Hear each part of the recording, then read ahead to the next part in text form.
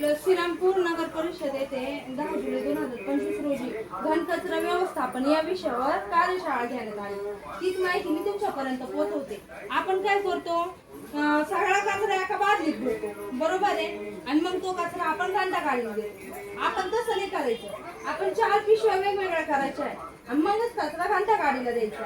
आता पहिल्या कचऱ्यामध्ये काय येतं, तर शिळे अन्न, कुचकी फळे, पालेभाज्यांची देठे, अंड्याची टलफरे, मासे मांसाहारे, नारळाच्या करवंट्या, केसांची गुंतावळ व चहा पावडर इत्यादीचा समावेश होतो। तो ओल्या कचऱ्यामध्ये होतो। सुक्या कचऱ्यामध्ये होतो तर प्लास्टिकच्या पिशव्या, प्लास्टिकच्या वस्तू, कागद पुठ्ठे, थर्माकॉल, काचेच्या बाटल्या, खिळे, धातू, सिरेमिक वस्तू। आता ज्या काचेच्या ज्या बाटल्या आहेत, खिळे जे आहेत, काय करायचं, आपल्या बॉक्स मध्ये ना त्या पॅक करायच्या, मगच त्या घंटा गाडीत द्यायच्या।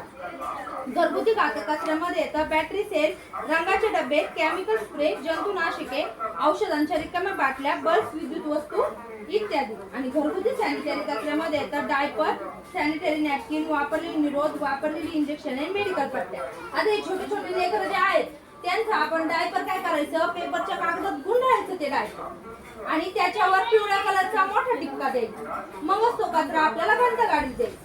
आणि जे सॅनिटरी नॅपकिन जे आहेत बायकांनी वापरता, आपण काय विचार करतो, इकडं तिकडं फेकून देतो, आपण लाजतो घंटा गाडीला द्यायला, बरोबर आहे ना।